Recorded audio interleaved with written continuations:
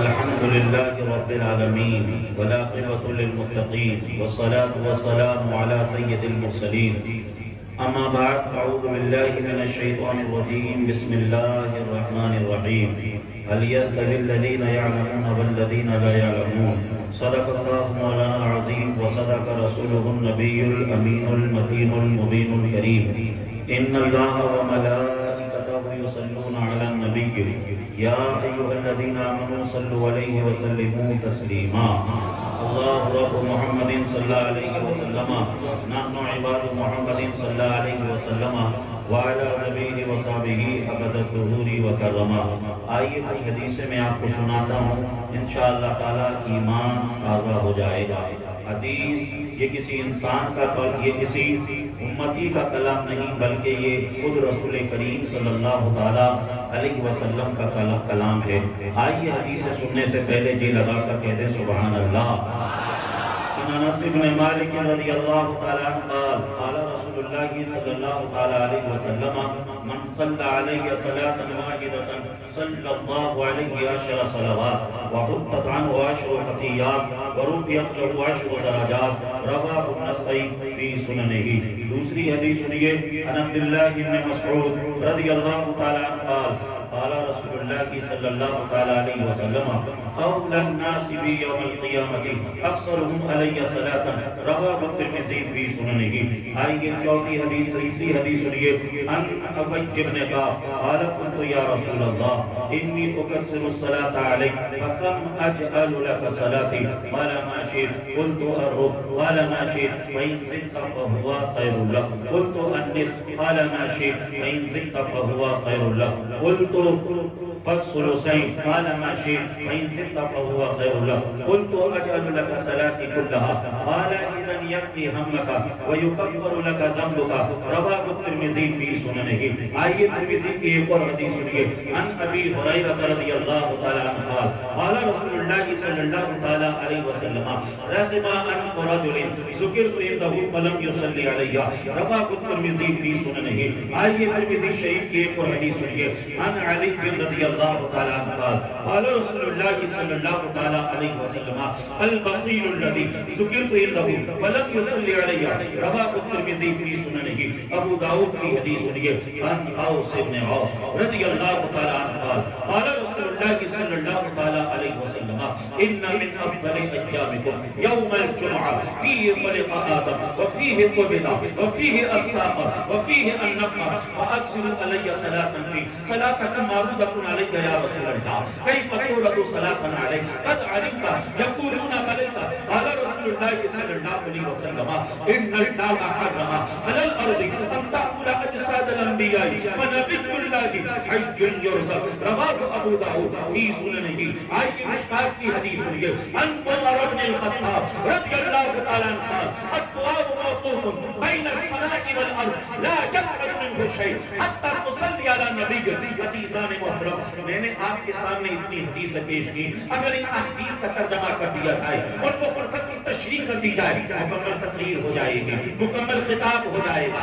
عزیزان محترم ان احادیث میں کیا بیان کیا گیا ہے؟ ان احادیث میں درود شریف کی فضیلت کو بیان کیا گیا ہے، درود شریف کی عظمت کو بیان کیا گیا ہے، درود شریف کی نعمت کو بیان کیا گیا ہے، درود شریف کس انداز سے پڑھنا ہے اس چیز کو بیان کیا گیا ہے. تو آؤ چلو بریلی شریف چلیں اور اعلیٰ حضرت کی بارگاہ میں عرض کریں حضور بتاؤ تو صحیح درود شریف کس انداز سے پڑھنا ہے، درود شریف کس طریقے سے پڑھنا ہے. وہ اعلیٰ حضرت ارشاد فرماتے ہیں سنو کعبے کے بدر تجھا تم پہ کروڑوں درود، طیبہ کے شمس و ضحا تم پہ کروڑوں درود، رزق کے قاسم ہو تم، خلق کے حاکم ہو تم سے بنا جو بنا تم پہ کروڑوں درود. تم نے عطا میں نہ کی ہم نے خطا میں نہ کی کوئی گنی سرورا تم پہ کروڑوں درود. تم کو حافظ و مغیث کیا کرے دشمن خبیث تم کو میں تم پہ فدا تم پہ کروڑوں درود.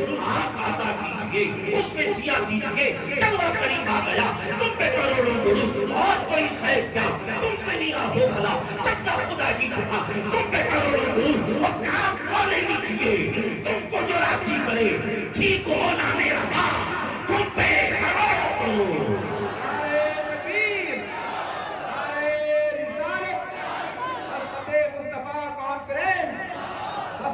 اعلیٰ حضرت کلام اعلیٰ حضرت دادی عزیزان محترم، ہمارے بزرگ کہتے ہیں ہر درد کی دوا ہے صلی علی محمد، تعویذ ہر بلا ہے صلی علی محمد، جو مرض لا دوا ہو یہ کھول کر پلا دو کیا نسخہ شفا ہے صلی علی محمد۔ عزیزان محترم، آج کے اجلاس سے پہلا پیغام یہ لے کر جانا ہے، زیادہ سے زیادہ حضور پر درود شریف کے تحفے پیش کرنا ہے، زیادہ سے زیادہ حضور کی بارگاہ میں درود کو پڑھنا ہے۔ آپ کی تربیتیں یہ ہونا چاہیے، میں سو جاؤں کیا مصطفیٰ کہتے کہتے، میں سو جاؤں کیا مصطفیٰ کہتے کہتے، بھولے آپ صلی علیہ کہتے کہتے۔ آواز آپ کو سمجھ میں آ رہی ہے؟ ایکو کی وجہ سے کہیں ایسا تو نہیں، اس کا ایکو تھوڑا سا صحیح کیجئے، اور یہ تھوڑی سی آواز کھینچ رہا ہے، اگر آپ جانتے ہوں کہ اس کو سیٹ کیسے کیا جاتا ہے تو ویسے سیٹ کرنا صحیح طریقے سے۔ جی لگا کر کہہ دیں یا رسول اللہ، اور محبتوں سے کہہ دیں یا رسول اللہ، اور دل کی گہرائیوں سے کہہ دیں یا رسول اللہ۔ آپ نے درود شریف کے حوالے سے حدیث سنی، ایک حدیث سلام کے حوالے سے بھی سنیے، ابو داؤد شریف کی حدیث ہے، آقا ارشاد فرماتے ہیں ما من احد یسلم علیہ الا رد اللہ روحی علیہ حتی ارد علیہ السلام، رواہ ابو داؤد فی سننہ۔ سرکار فرماتے ہیں میرا کوئی بھی چاہنے والا کہیں سے بھی جب مجھ پر سلام پڑھتا ہے گنبد خضرا سے، میں اس کا سلام سن بھی لیتا ہوں اور وہیں سے اس کا جواب بھی عطا کر دیتا ہوں۔ اسی لیے تو بائن والے اعلیٰ حضرت ارشاد فرماتے ہیں دور و نزدیک کے سننے والے وہ کان، دور و نزدیک کے سننے والے وہ کان، کانے لالے کرامت پہ لاکھوں سلام ہم یہاں سے پکاریں، وہاں وہ سنیں مصطفیٰ کی سماعت پہ لاکھوں سلام۔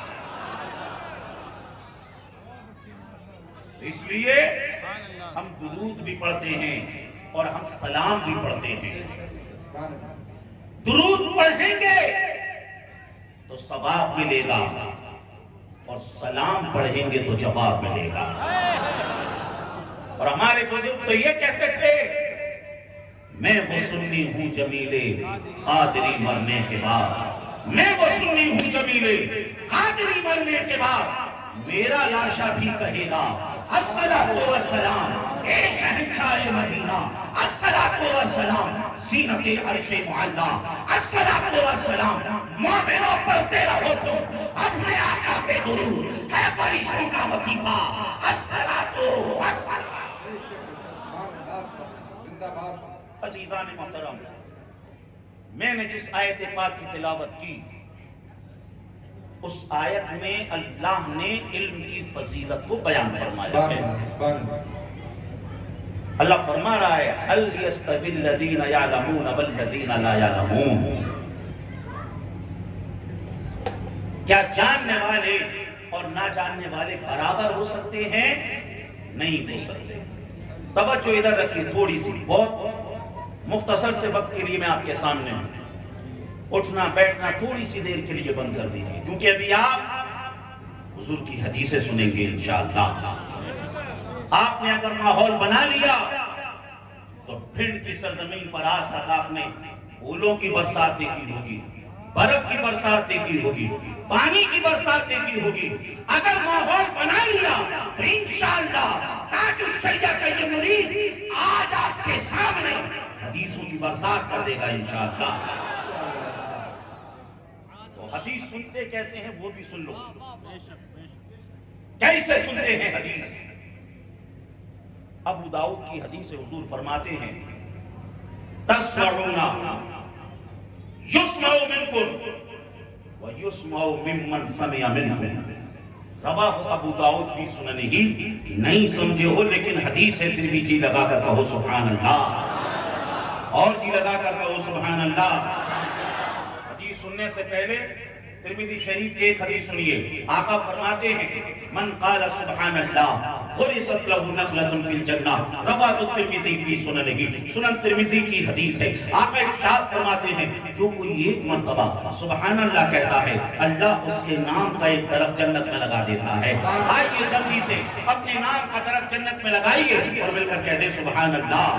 بخاری کی حدیث سنیے، ان ابی ہریرہ رضی اللہ تعالی عنہ قال قال رسول اللہ صلی اللہ تعالی علیہ وسلم من قال سبحان اللہ وبحمدہ فی یوم 100 مرہ حطت خطایاہ ان كانت مثل زبد البحر، رواہ البخاری فی صحیحہ۔ صحیح بخاری کی حدیث ہے، آقا ارشاد فرماتے ہیں جب کوئی دن میں 100 مرتبہ سبحان اللہ وبحمدہ سبحان اللہ وبحمدہ سبحان اللہ وبحمدہ اس کا ورد کرے گا، اللہ اس کے تمام گناہوں کو معاف فرما دے گا، تمام خطاؤں کو معاف فرما دے گا۔ ان كانت مثل زبد البحر، اگرچہ اس کے گناہ سمندر کے چھاگ کے برابر ہی گناہ ہو، مولا تمام خطاؤں کو معاف فرما دے گا، تمام گناہوں کو معاف فرما دے گا۔ کیا کرنا ہے؟ سبحان اللہ اور الحمدللہ کا وظیفہ پڑھنا ہے۔ اور آئیے بخاری کی سب سے آخری حدیث سنیے، ان ابی ہریرہ رضی اللہ تعالی عنہ قال رسول اللہ صلی اللہ تعالی علیہ وسلم کلمتان حبیبتان الی الرحمن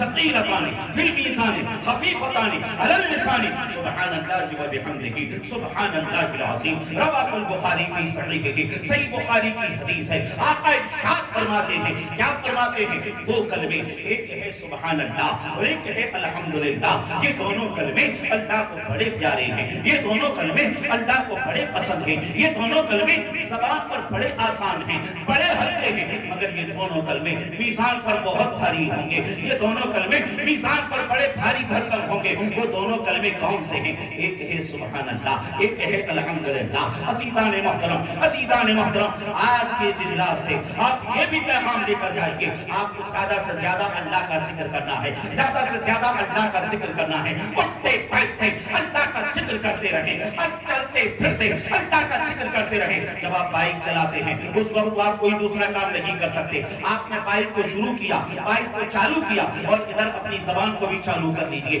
سبحان اللہ پڑھتے رہیے، الحمدللہ پڑھتے رہیے، سبحان اللہ اور الحمدللہ کی برکت سے آپ منزل مقصود تک بھی پہنچتے ہوئے نظر آئیں گے اور اس کا ثواب بھی آپ کو ملتا ہوا نظر آئے گا۔ میری ماں اور بہنیں بھی بیٹھی ہیں، میں ان سے بھی کہنا چاہوں گا جب وہ گھروں کا کام کرتی ہیں، جب وہ گھروں کا کام کرتی ہیں اس وقت وہ بھی اللہ کا ذکر کیا کریں، وہ بھی سبحان اللہ الحمدللہ پڑھ لیا کریں۔ جب وہ کھانا پکائیں، جب وہ ناشتہ بنائیں، جب وہ لوگوں کے لیے چائے بنائیں، سبحان اللہ پڑھ لیا کریں، الحمدللہ پڑھ لیا کریں، اس لیے کہ سبحان اللہ اور الحمدللہ کے سائے میں جو کھانا پکایا جائے گا مولا اس میں برکتیں کو عطا فرمائے گا ہی۔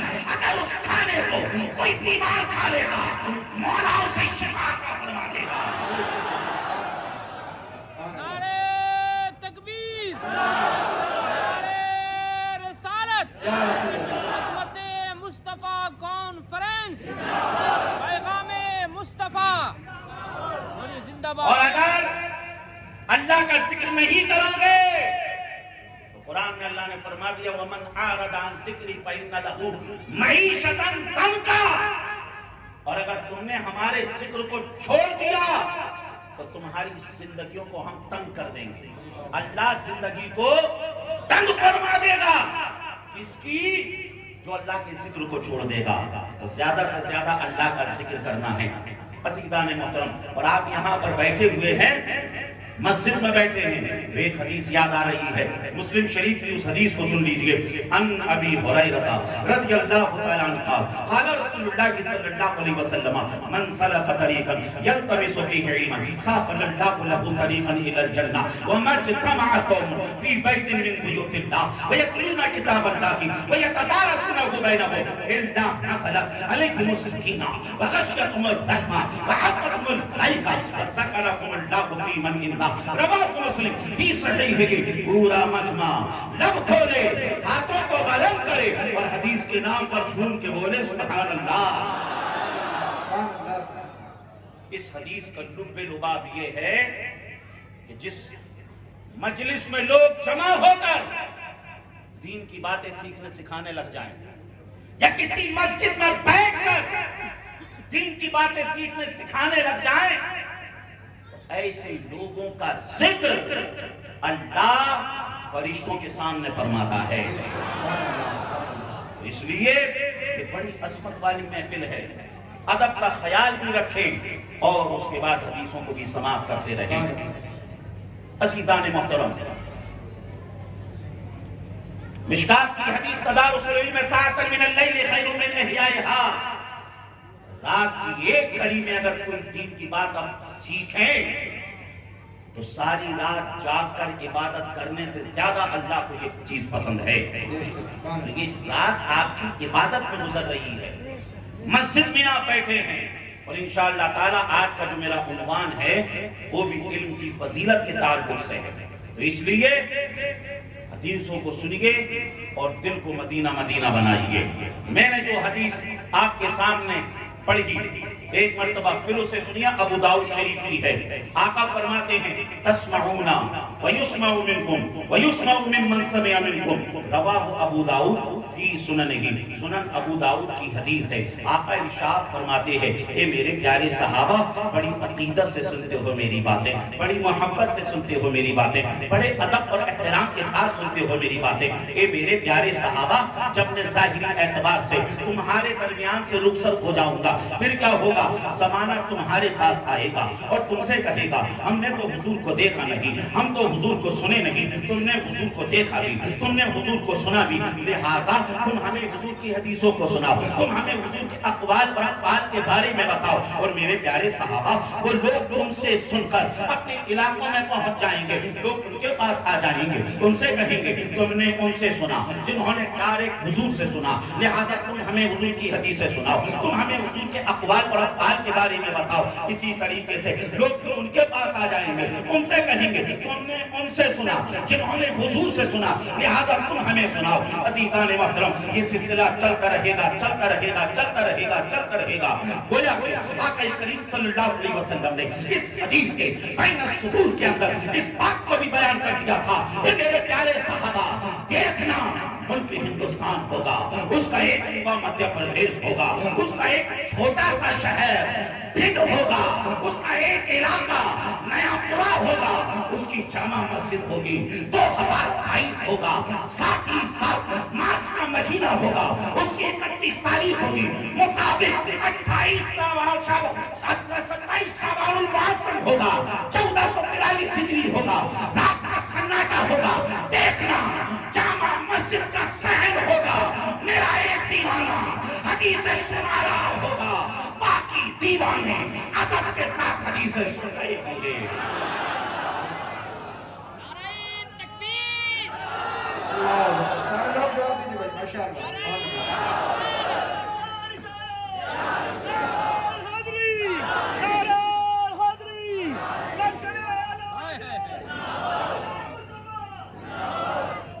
عزیزان محترم، تو آج میں آپ کے سامنے ایک حدیث پڑھوں گا اور انشاءاللہ تعالی حدیثوں کی روشنی میں بس اس کی تشریح. ابو داؤد شریف کی حدیث ہے، سننے سے پہلے کہہ دیجئے سبحان اللہ. ان کثیر ابن قیس قال كنت جالسا مع ابي الدرداء في مسجد دمشق فجاءه رجل فقال يا ابا الدرداء اني جئتك من مدينة الرسول صلى الله عليه وسلم لحديث بلغني انك تحدثه عن رسول الله صلى الله عليه وسلم. قال ما جئت لهذا ما جئت لهذا سمعت رسول الله صلى الله عليه وسلم يقول من سلك طريقا يطلب فيه علما سلك الله طريقا من طرق الجنة وإن الملائكة لا تضع أجنحتها رضا لطالب العلم. إن العالم يستغفر له من في السماوات ومن في الأرض والحيتان في جوف الماء. إن فضل العالم على العابد كفضل القمر على سائر الكواكب. إن العلماء ورثة الأنبياء. إن الأنبياء لم يورثوا دينارا ولا درهما إنما ورثوا العلم ومن أخذه أخذ بحظ وافر. رواه أبو داود في سننه. پورا مجمع لب کھولے، ہاتھوں کو بلند کرے اور حدیث کے نام پر چھوم کے بولے سبحان اللہ. یہ حدیث آپ نے جو ابھی سماعت کی یہ تھی ابو داؤد شریف کی. اب بہت سے لوگ ایسے بھی ہیں جو یہ بھی نہیں جانتے ہیں کہ ابو داؤد شریف کیا ہے. ابو داؤد شریف تو سنو، حدیث کی جو 6 مشہور کتابیں ہیں ان میں سے ایک کتاب کا نام ابو داؤد شریف ہے. ابو داؤد شریف کو امام ابو داؤد علیہ الرحمہ نے مرتب فرمایا. امام ابو داؤد کو 5 لاکھ حدیثیں یاد تھیں، ان 5 لاکھ حدیثوں میں سے آپ نے ٹاپ کی حدیثوں کو چھانٹا اور اس کے بعد انہیں ابو داؤد شریف کے اندر جمع فرمایا۔ ابو داؤد شریف کے اندر کتنی حدیثیں ہیں؟ ابو داؤد شریف کے اندر سمجھ لیجئے حدیثوں کی جو تعداد ہے وہ 4800 ہے، اور اسی کے ساتھ ساتھ ابو داؤد جو کتاب ہے اس کتاب کے اندر جو چھوٹی چھوٹی کتابیں ہیں ان کتابوں کی تعداد ہے 35، اور اسی کے ساتھ ساتھ ابو داؤد شریف کے اندر جو ابواب ہیں ان کی تعداد ہے 1871۔ عزیزان محترم، یہ ابو داؤد شریف کے بارے میں نے آپ کو بتایا۔ امام ابو داؤد کب پیدا ہوئے؟ 202 ہجری میں پیدا ہوئے۔ امام ابو داؤد کا وصال کب ہوا؟ آپ 275 ہجری میں آپ کا وصال ہوا۔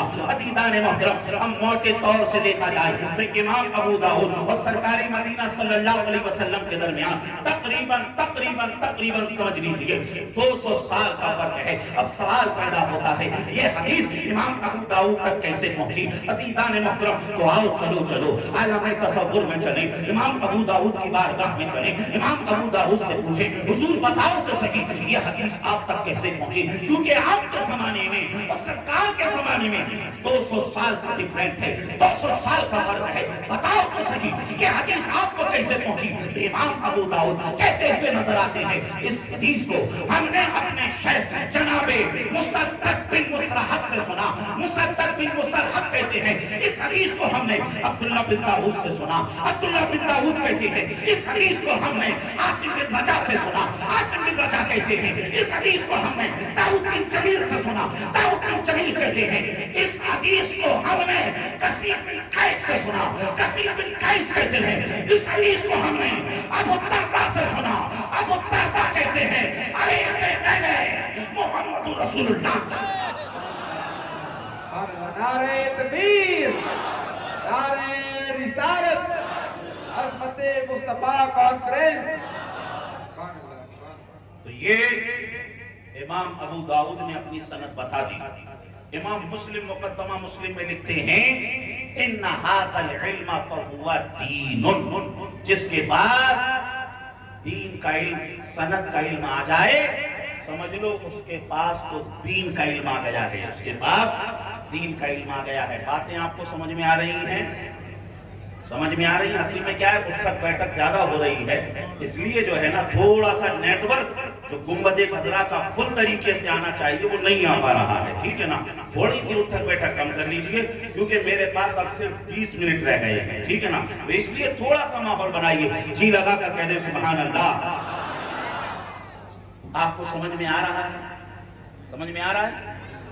یہ ابو داؤد شریف کے بارے میں بتایا اور امام ابو داؤد تک یہ حدیث کیسے پہنچی وہ انہوں نے بتایا۔ اب سوال پیدا ہوتا ہے کہ امام ابو داؤد نے بتایا کہ یہ حدیث ان تک کیسے پہنچی، انہوں نے اپنی سند کو بتایا۔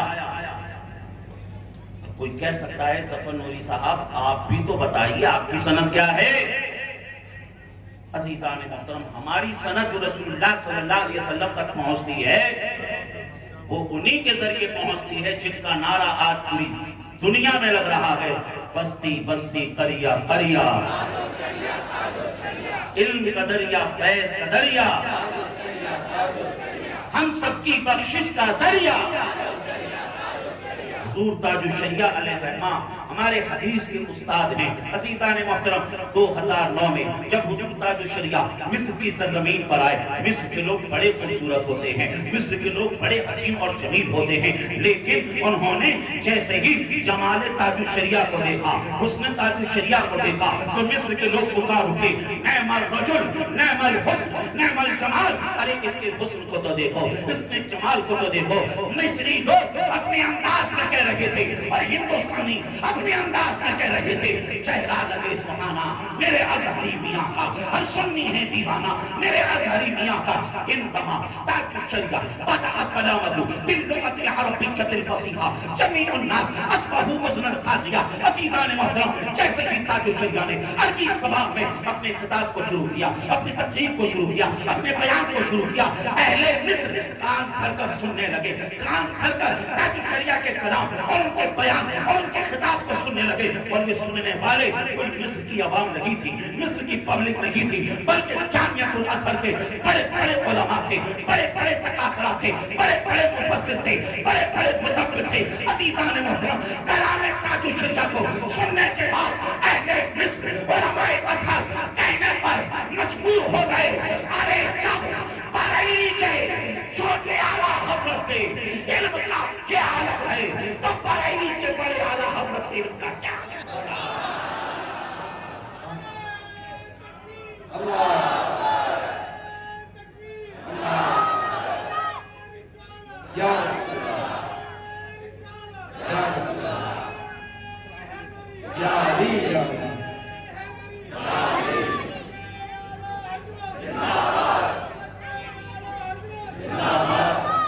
اب ہماری جو سند ہے تاج الشریعہ کے وسیلے سے کیسے رسول کریم صلی اللہ علیہ وسلم تک پہنچتی ہے، آئیے سنیے۔ ہم روایت کرتے ہیں حضور تاج الشریعہ سے، تاج الشریعہ روایت کرتے ہیں حضور مفتی اعظم ہند سے، مفتی اعظم ہند روایت کرتے ہیں حضور اعلیٰ حضرت سے، اعلیٰ حضرت روایت کرتے ہیں آل رسول مہر روی سے، آل رسول مہر روی روایت کرتے ہیں حضور اچھے میاں سے، اچھے میاں روایت کرتے ہیں حضور حمزہ میاں سے، حمزہ میاں روایت کرتے ہیں سید طفیل محمد اترولوی سے، سید طفیل محمد اترولوی روایت کرتے ہیں سید مبارک فخر الدین بالگرامی سے، سید مبارک فخر الدین بالگرامی روایت کرتے ہیں شیخ ابو الرضا سے، شیخ ابو الرضا روایت کرتے ہیں شیخ عبدالحق محدث دہلوی سے، شیخ عبدالحق محدث دہلوی روایت کرتے ہیں عبدالوہاب البروجی سے، عبدالوہاب البروجی روایت کرتے ہیں عبدالوہاب البروجی روایت کرتے ہیں عبداللہ محمد افلاح الیمنی سے، محمد افلاح الیمنی روایت کرتے ہیں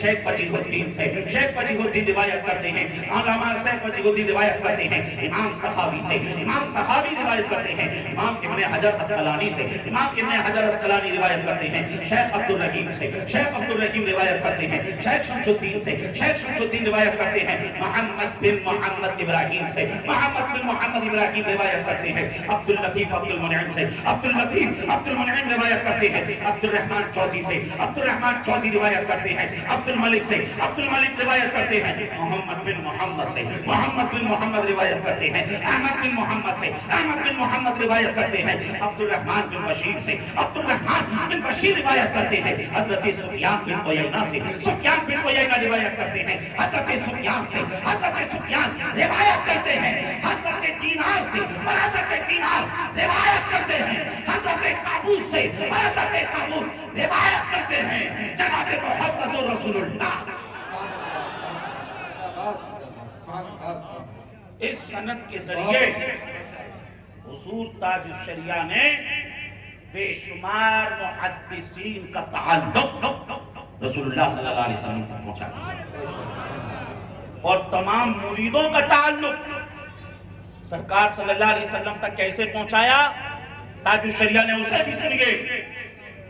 ہمارے آقا صلی اللہ علیہ وسلم کے خلیفہ حضرت علی، حضرت علی کے خلیفہ امام حسین، امام حسین کے خلیفہ حضرت امام زین العابدین، امام زین العابدین کے خلیفہ امام باقر، امام باقر کے خلیفہ امام جعفر الصادق، امام جعفر الصادق کے خلیفہ امام موسیٰ کاظم، امام موسیٰ کاظم کے خلیفہ امام علی رضا، امام علی رضا کے خلیفہ حضرت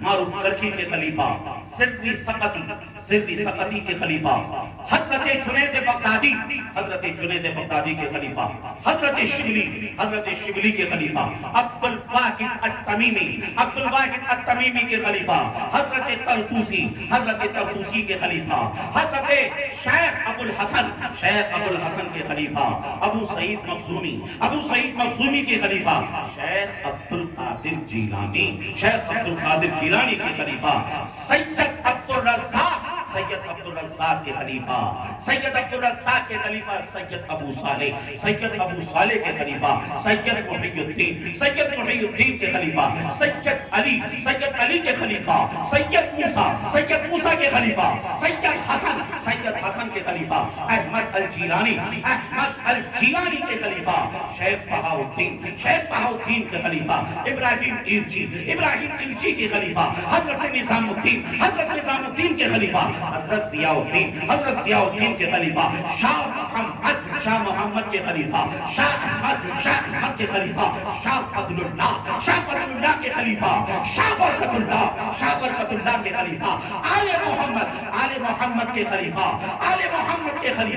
حضرت حمزہ میاں کے خلیفہ حضرت اچھے میاں کے خلیفہ آل رسول ماہ ربی کے خلیفہ امام احمد رضا کے خلیفہ مفتی اعظم کے خلیفہ حضور تاج الشریعہ کے مرید دنیا میں نعرہ تکبیر، نعرہ رسالت، عظمت مصطفیٰ کانفرنس، خاندان اعلیٰ حضرت فیضان حضور تاج الشریعہ۔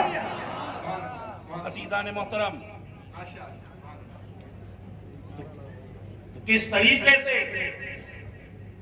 تاج الشریعہ نعرہ تکبیر، نعرہ تکبیر، نعرہ رسالت، حضور تاج الشریعہ، حضور تاج الشریعہ، عظمت مصطفیٰ کانفرنس، مفتی ظفر نوری اظہری۔ اور اس کو ہم اس طریقے سے بھی کہہ سکتے ہیں مفتی اعظم کے خلیفہ سبحانی میاں اور سبحانی میاں کے خلیفہ حضور احسن میاں۔ جی لگا کر بولو، محبتوں سے بول۔ عزیزان محترم، تو یہ حدیث کی سند۔ اب اس حدیث میں ہے کیا؟ اس حدیث میں حضور نے علم کی فضیلت کو بھی بیان کیا، طالب علم کی فضیلت کو بھی بیان کیا، اور علماء کی فضیلت کو بھی بیان کیا۔ وقت اتنا نہیں کہ پورا ترجمہ میں آپ کو کر کے بتاؤں۔ علم کی فضیلت، طالب علم کی فضیلت، علماء کی فضیلت، تینوں حوالے سے ایک ایک بات آپ سن لیجیے، اور اس کے بعد انشاءاللہ تعالی میری بات مکمل ہو جائے گی، ٹائم میرا پورا ہو جائے گا۔ تھوڑا سا اور سکون کا ماحول بنائیے۔ قرآن عظیم والفرقان حمید میں اللہ نے بے شمار آیتوں میں علم کی فضیلت کو بیان فرمایا۔ قرآن شریف کے اندر 6666 آیتیں، ان 6666 آیتوں میں جو 5 آیتیں سب سے پہلے نازل ہوئیں وہ علم کے تعلق سے۔ اقرأ بسم ربک الذی خلق، خلق الانسان من علق، اقرأ وربک الاکرم الذی علم بالقلم، علم الانسان ما لم یعلم۔ قرآن شریف کے اندر تقریباً 77,000 کلمات سے زیادہ کلمات، مگر ان کلمات میں سب سے پہلا جو کلمہ نازل ہوا وہ ہے اقرأ، پڑھ۔ بے شمار فضیلتیں علم کی۔ قرآن میں اللہ نے فرمایا یرفع اللہ الذین آمنوا منکم والذین اوتوا العلم درجات، علم والوں کے درجات کو اللہ بلند فرما دیتا ہے۔ قرآن میں اللہ نے فرمایا انما یخشی اللہ من عبادہ العلماء، اللہ کی خشیت رکھنے والے، اللہ کا ڈر رکھنے والے اگر کوئی ہیں تو وہ علماء کرام ہیں۔ بے شمار آیتوں میں اللہ نے علم کی فضیلت کو بیان فرمایا۔ طالب علم کی فضیلت بھی کئی آیتوں میں۔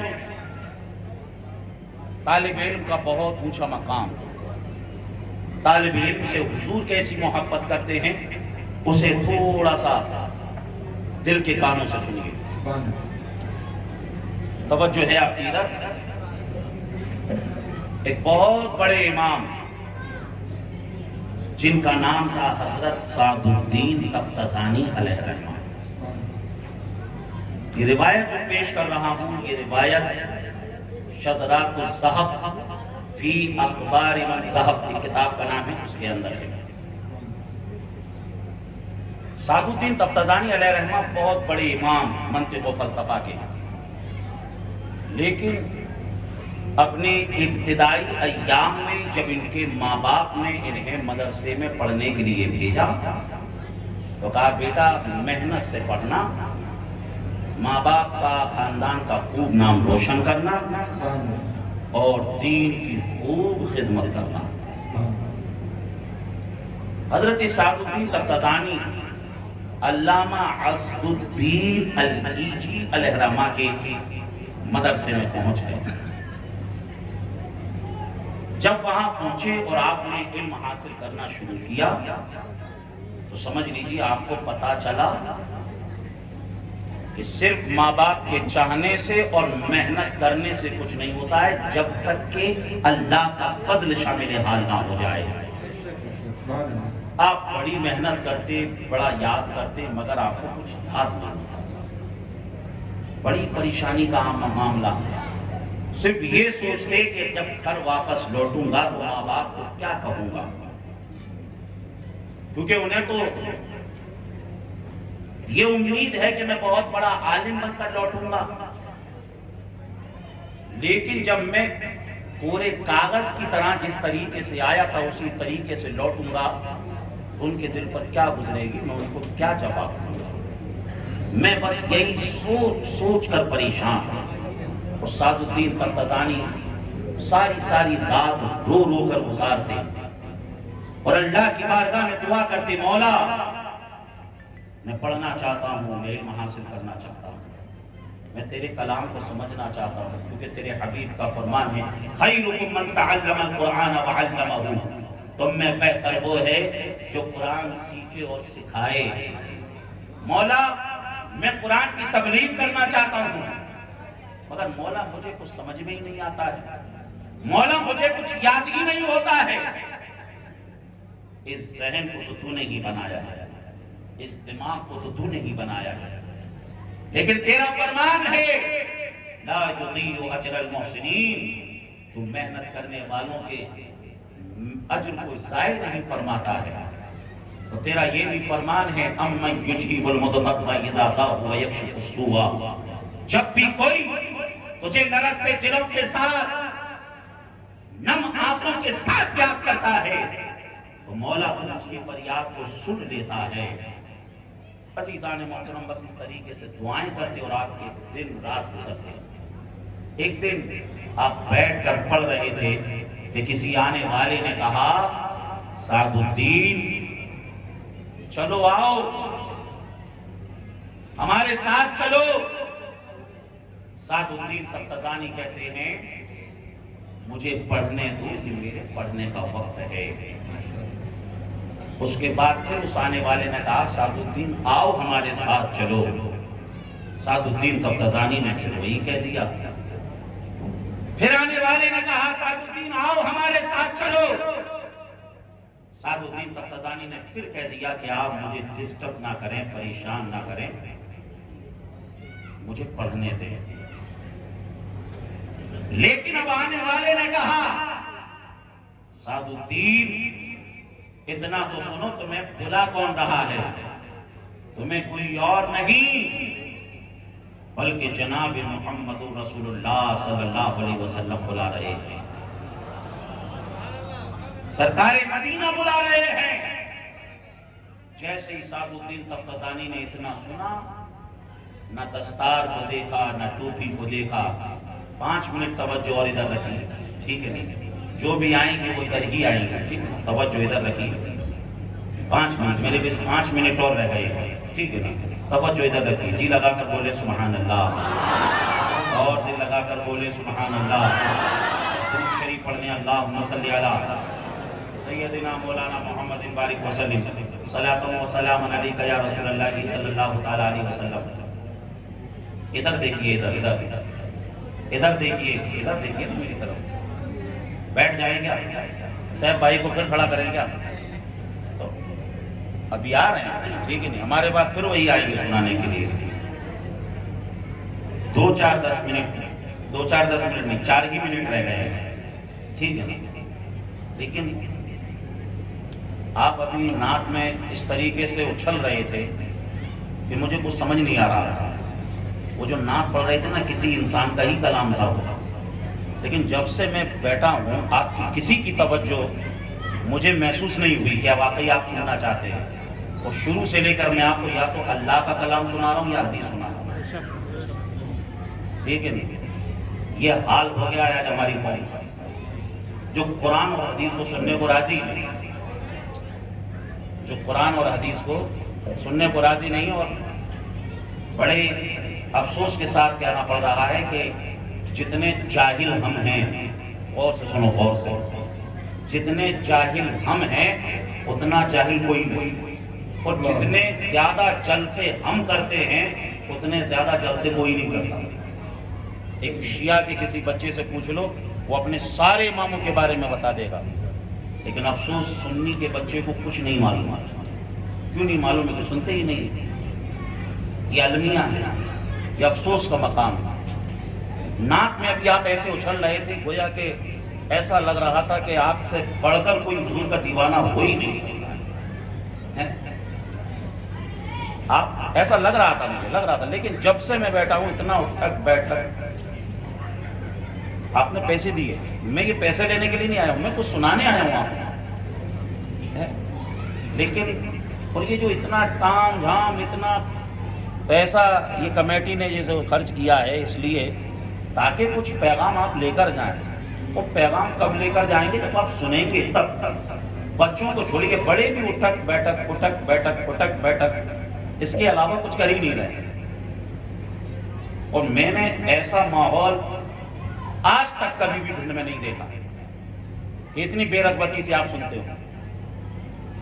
کم سے کم 50 تقریریں میری بھنڈ میں ہو گئی ہوں گی، مگر میں نے آج تک نہ تو اتنا مجمع میں نے کبھی دیکھا بھنڈ میں، اور نہ کبھی اتنی بے رغبتی سے آپ کو سنتے ہوئے کبھی دیکھا ہے. مجھے لگ ہی نہیں رہا آپ بھنڈ کے لوگ ہیں. مجھے لگ رہا پتہ نہیں میں کہیں اور جا کر تقریر کر رہا ہوں. صحیح کہہ رہا ہوں یہ آپ سے. آپ اگر کسی کو بلائے ہو تو سنو تو صحیح اسے. خالی اچھلنے سے علی کے دیوانے نہیں ہوتے کہ آپ کھڑے ہو گئے صاحب یہ علی کے دیوانے ہیں. بھئی علی کے دیوانے ایسے ہوتے ہیں، داڑھی کاٹ رہے ہیں علی کے دیوانے، جھوٹ بول رہے ہیں علی کے دیوانے، پیاس کھا رہے ہیں علی کے دیوانے، غیبت کر رہے ہیں علی کے دیوانے، چغلیاں کر رہے ہیں علی کے دیوانے، ہیروں کی اسٹائل کر رہے ہیں علی کے دیوانے. ایسے ہوتے ہیں علی کے دیوانے، ایسے تو نہیں ہوتے. پھر تو یہ تو منافقت ہے. آپ نے پھر علی کی دیوانگی کو سمجھا ہی نہیں ہے، نہیں سمجھا ہے آپ نے. کیسے ہوتے ہیں علی کی دیوانے، نہیں سمجھایا. تو بہت افسوس کے ساتھ کہہ رہا ہوں کہ جتنا علم کے حوالے سے قرآن حدیث نے زور دیا ہم اتنے ہی پیچھے ہیں. سچر کمیٹی کی رپورٹ نے بتا دیا ہے کہ مسلمان دلتوں سے بھی پیچھے ہیں پڑھنے لکھنے. اور علی، حضرت علی کا فرمان سنو. اب حضرت علی کا فرمان سنو. حضرت علی فرماتے ہیں رضینا قسمت الجبار فینا لنا علم وللجہال مال. حضرت علی کہتے ہیں ہم اللہ سے اس بات پر راضی ہیں کہ اللہ نے ہماری قسمتوں میں علم لکھ دیا ہے، اور جاہلوں کے لیے اللہ نے مال لکھ دیا ہے. اور آگے حضرت علی فرماتے ہیں لیس الیتیم الذی قد مات والدہ ان الیتیم یتیم العلم والادب. حضرت علی کہتے ہیں تم کیا سمجھتے ہو؟ تم سمجھتے ہو یتیم وہ ہے جس کے ماں باپ نہ ہو؟ سنو، یتیم وہ ہے جس کے پاس علم نہ ہو. یہ حضرت علی کا فرمان ہے. حضرت علی کا ایک فرمان فتاوی رضویہ میں اعلیٰ حضرت نے بھی نقل کیا، من علمنی حرفا سیرنی عبدا ان شاء باء او ترک. حضرت علی کہتے ہیں جس نے مجھے ایک حرف سکھا دیا میں تو اس کا غلام ہوں، غلام. اب چاہے تو مجھے اپنے پاس رکھ لے اور چاہے مجھے بیچ دے۔ یہ حضرت علی کے غلام ہیں۔ بتائیے جاہل حضرت علی کے غلام ہو سکتے ہیں؟ غور سے سنو، غور سے۔ اسلام کے دور کو دور اسلام کہتے ہیں، اور اسلام سے پہلے کے دور کو دور جہالت کہتے ہیں۔ کیا کہتے ہیں؟ دور جہالت۔ ہونا تو یہ چاہیے تھا جب یہ دور اسلام ہے تو وہ دور کفر ہو، اس کو دور کفر کہنا چاہیے نا، زمانہ کفر۔ لیکن زمانہ کفر نہیں کہا جاتا، بلکہ زمانہ جاہلیت کہا جاتا ہے۔ پتہ کیا چلا؟ اسلام کا اپوزٹ جہالت ہے۔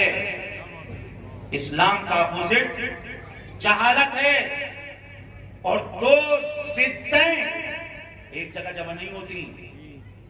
نور اور اندھیرا ایک جگہ جمع نہیں ہوتا۔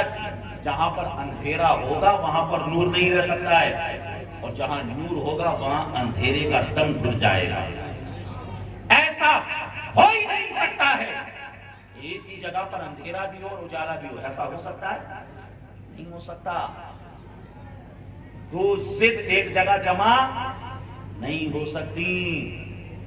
تو اسلام کی ضد کیا ہے؟ جہالت۔ تو جس جگہ پر اسلام ہوگا اس جگہ پر جہالت نہیں ہوگی، اور جہاں جہالت ہوگی وہاں اسلام نہیں ہوگا۔ جہاں جہالت ہوگی وہاں اسلام نہیں ہوگا۔ وہ کیسا اسلام ہے کہ مسلمان بھی ہے اور ساتھ میں جاہل بھی ہے، لکھنا بھی نہیں آتا ہے، پڑھنا بھی نہیں آتا ہے۔ اس تاریخ کی کتابوں میں جب حضور تشریف لائے تھے تو صرف مکہ میں 17 لوگ لکھنا پڑھنا جانتے تھے، لیکن حضور نے نون والقلم وما یسطرون کی ایسی تفسیر سمجھائی، ایسی تفسیر سمجھائی۔ دوستو جب حضور تشریف لائے تو صرف 17 لوگ لکھنا پڑھنا جانتے تھے، مگر حضور جب اس دنیا سے تشریف لے گئے ہیں تو حضور نے ہزاروں لوگوں کے ہاتھوں میں قلم کو بھی تھما دیا تھا اور کتاب کو بھی تھما دیا تھا۔ تو آج کی اس پروگرام سے میں بس یہی پیغام دینا چاہتا ہوں کہ آپ آدھی روٹی کھاؤ لیکن اپنے بچوں کو پڑھاؤ۔ اگر آپ کے بچے پڑھنے کے لائق نہیں، قابل نہیں، جو دوسرے بچے پڑھ رہے ہیں ان کا ساتھ دو، ان کی ہیلپ کرو۔ کسی بھی طریقے سے اپنے سماج، اپنے معاشرے کو جہالت سے نکالو، جہالت سے نکالو۔ اور ایسا بھی مت سمجھنا کہ علم آ جائے تو پھر سب کچھ مسئلہ حل ہو جائے گا، ایسا بھی نہیں ہو سکتا ہے۔ یہ جو بڑے بڑے بھرشٹاچاری ہیں، جو بھرشٹاچار کر رہے ہیں، یہ کوئی جاہل نہیں ہے، یہ بھی بڑے پڑھے لکھے ہیں۔ ہیروشیما ناگاساکی پر بم برسانے والے یہ جاہل نہیں تھے، یہ بھی پڑھے لکھے تھے۔ ابھی رشیا اور یوکرین میں جو چل رہا ہے، جو ایک دوسرے پر بم برسا رہا ہے، یہ بھی جاہل نہیں ہے، یہ بھی پڑھے لکھے ہیں۔ تو پتہ کیا چلا؟ صرف علم سے بھی مسئلہ حل ہونے والا نہیں، جب تک کہ تعلیمات مصطفیٰ نہ ہو۔ اگر علم ہے، تعلیمات مصطفیٰ نہیں، تو وہ علم زحمت بن جائے گا، وہ علم گھاتک ہو سکتا ہے۔ مگر جہاں علم ہو ساتھ میں تعلیمات مصطفیٰ بھی ہو تو وہ علم کسی کے لیے زحمت نہیں، بلکہ وہ علم رحمت کی رحمت ہوگا۔ اس لیے اپنے بچوں کو پڑھائیں، علم کی طرف توجہ دیں، اور کسی مجلس میں جائیں سننے کے لیے تو توجہ مجلس کی طرف رکھیں، ادھر ادھر توجہ نہ رکھیں۔ میری چند باتیں ہو سکتا ہے آپ کو سخت لگی ہوں، لیکن حقیقت یہی ہے جو میں نے آپ کے سامنے پیش کی۔ بہرحال بیان میں کسی طرح کی غلطی ہوئی ہو، اللہ اس کو اپنے فضل و کرم سے معاف فرمائے۔ استغفر اللہ ربی من کل ذنب اتوب الیہ، وآخر دعوانا الحمد للہ رب العالمین۔ السلام علیکم۔